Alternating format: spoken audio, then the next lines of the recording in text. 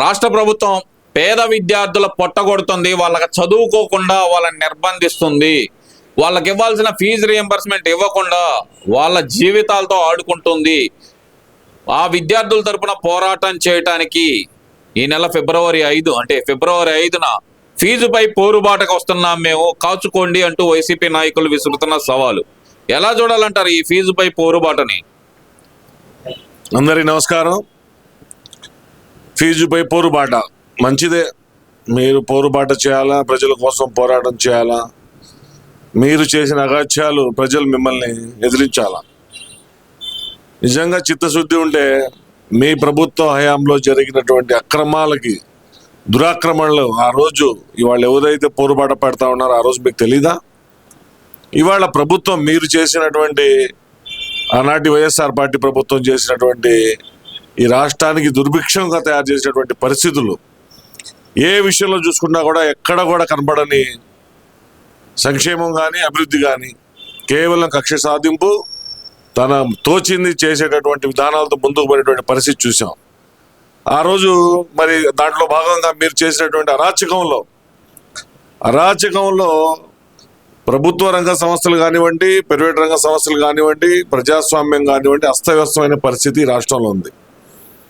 మరి దీన్ని బాగు చేయాలి అంటే కూటమి ప్రభుత్వం వచ్చిన తర్వాత అనేక రూపాల్లో ఏదైతే మీరు చేశారో మహాఘన కార్యాలయాన్ని సరిదిద్దుకుంటూ పోతూ ప్రజలకు ఏం కావాలో చేసుకుంటూ వెళ్తున్నారు. ఇవాళ ఫీజు రింబర్స్మెంట్ గురించి మీరు అడుగుతున్నారు. ఇవాళ లక్షల రూపాయలు ప్రభుత్వం ఇస్తుంది. మీకేందంటే ఏదో పని పాట లేదు కాబట్టి దాని మీద ఏదో మేము పోరుబాటు చేస్తామని చెప్పేసి మళ్ళీ ఒక షో బిల్డప్, ఒక దీన్ని తీసుకొని మీరు రావాలని చెప్పి చూస్తున్నారు. కానీ మీరు పోరుబాట కాదు, అడవి బాట కాదు, ఏ బాట పట్టినా కూడా ఈ వైఎస్ఆర్ పార్టీ నాయకుల్ని ప్రజలు ఇంకా ఈ రాష్ట్రంలో నమ్మే పరిస్థితి లేదు. ఎందుకంటే ఆ రోజు అధికారంలో ఉన్నప్పుడు మీరు చేసినటువంటి ఒక్కొక్క ఘనకార్యం ఒక్కొక్క రకమైన ప్రజలకి, ఎవరికైనా సరే ఈ రాష్ట్రంలో వైఎస్ఆర్ పార్టీ అధికారంలో ఉండగా ఆ పార్టీ నాయకులు, కార్యకర్తలు, మంత్రులు, ఎమ్మెల్యేలు చేసినటువంటి అరాచకం ఈ రాష్ట్ర ప్రజలు ఇప్పట్లో మర్చిపోరు.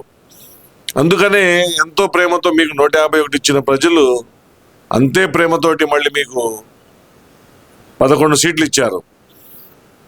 కాబట్టి మీరు చేసిన తప్పిదాలు సరిదిద్దాలంటే ఇవాళ సుదీర్ఘమైన రాజకీయ అనుభవం ఉన్నటువంటి చంద్రబాబు నాయుడు గారు, అలాగే పవన్ కళ్యాణ్ గారు, ఏదైతే కేంద్రంలో ఉందో బీజేపీ ప్రభుత్వం కూడా సహాయ సహకారం పూర్తి స్థాయిలో అందిస్తే ఈ రాష్ట్రాన్ని ఒక గాడికి తీసుకొచ్చే పరిస్థితులు కనబడుతున్నాయి.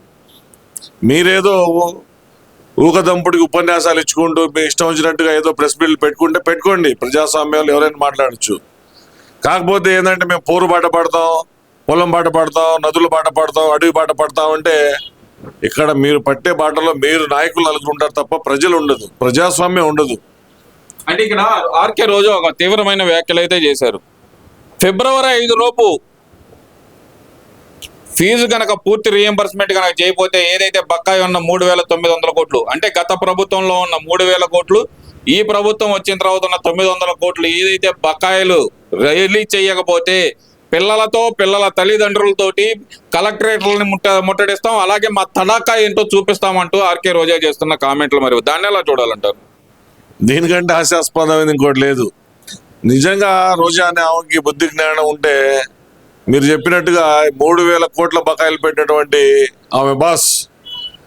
ఆమె జగనన్న ఇంటి ముందు ధర్నా చేసి, అయ్యా నువ్వు దిగిపోయేటప్పుడు 3,000 కోట్ల బకాయిలు ఎందుకు చెల్లించకుండా పోయావు, నువ్వు చెల్లించకుండా పోబట్టి వాళ్ళది పెరుగుతా పోతుంది, నీకు బుద్ధి లేదా అన్నయ్య, ఇంత సంక్షేమం చేశావని చెప్పేసి ఏదో చేశావని చెప్పేసి నువ్వు సంఖ్యలు గుద్దుకున్నావే, మరి 3,000 రూపాయల బకాయిలు ఎందుకు 3,000 కోట్ల రూపాయల బకాయిలు ఎందుకు పెట్టి వెళ్ళావన్నా, నువ్వు పెడతాం వల్ల ఇవాళ విద్యార్థులకి తల్లిదండ్రులు రోడ్డున వచ్చే పరిస్థితి ఉందని చెప్పేసి నిజంగా రోజా అనే ఆమెకి ఒక మంత్రిగా, ఒక ఎమ్మెల్యేగా చేసినటువంటి అనుభవం కానీ, ఒక రాజకీయ పరవకత్వం ఉంటే ఆమె మొట్టమొదటి ధర్నా చేయాల్సింది జగన్మోహన్ రెడ్డి ఇంటి ముందు వెళ్ళి, జగన్మోహన్ రెడ్డి ఇంటి ముందు ధర్నా చేసి ఏదైతే ఒక సమస్య వచ్చిందని చెప్పేసి ఆ సమస్య నేను సాల్వ్ చేస్తాను, కలెక్టరేట్ ముట్టడిస్తానని చెప్పేసి ఎగురుతుందో, ఆ ఎగిరేదేందో ముందుగా వాళ్ళ పార్టీ నాయకుడి ఇంటి ముందు ఎగిరి తర్వాత ప్రజల కోసం పోరాటం చేస్తే స్వాగతిస్తాం.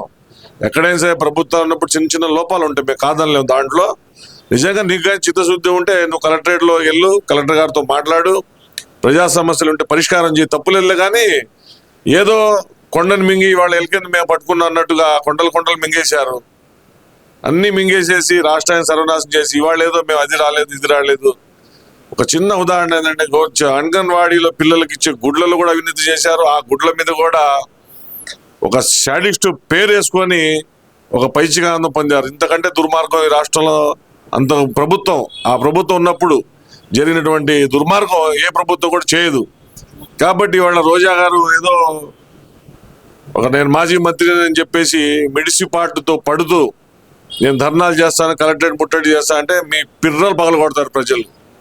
అలాగే ఒక విషయంలో చూస్తే కనుక 8 నెలల్లోనే కూటమి ప్రభుత్వం కుళ్ళిపోయింది, వాళ్ళల్లో వాళ్లే కొట్టుకుంటున్నారు పదవుల కోసం అంటూ అంబటి రాంబాబు చేసిన వ్యాఖ్యలు ఎలా చూడాలంటారు? అసలు కూటమి ప్రభుత్వం కుళ్ళిపోయిందంటే మీలాగా ఎక్కడో ప్రజావేదికలు కూల్చేసి ప్రతిపక్ష నాయకుల్ని కొంతమంది హత్య చేపించి కొంతమంది జైలు వేసి భయభ్రాంతి గురి చేసే పరిస్థితి వాళ్ళ కూటమి ప్రభుత్వం చేయట్లా. పదవుల కోసం పోట్లాడుకున్నారంటే మరి మీకు 11 ఇచ్చి 164 సీట్లు ఇచ్చారు ప్రజలు. 164 సీట్లు ఎమ్మెల్యేలు ఉన్నప్పుడు ప్రతి నియోజకవర్గంలో కూడా పదవులు పనిచేసిన వాళ్ళు పదవులు ఆశిస్తారు, పదవులు అడుగుతారు. కొంతమందికి వస్తాయి, కొంతమంది రావు. వాళ్ళు సర్దుబాటు చేసుకుంటారు. అసలు ఆ విషయం కూటమి ప్రభుత్వం కూటమి పార్టీల అంతర్గత వ్యవహారం. మీకు కానీ చేత అయితే మీకు కానీ చిత్తశుద్ధి ఉంటే ప్రజల కోసం పోరాటం చేయండి. ఎక్కడైనా సరే మీకు ఛాలెంజ్ విసురుతున్నాం.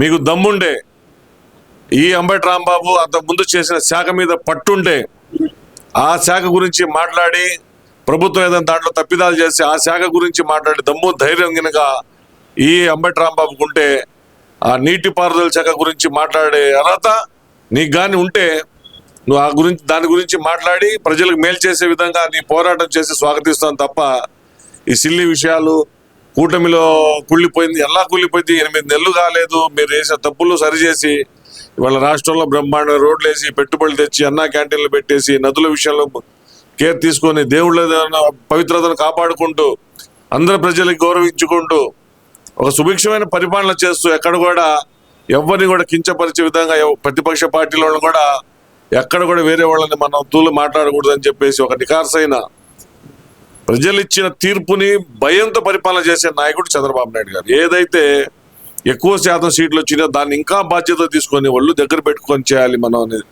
బాధ్యత కలిగిన వ్యక్తి చంద్రబాబు నాయుడు గారు.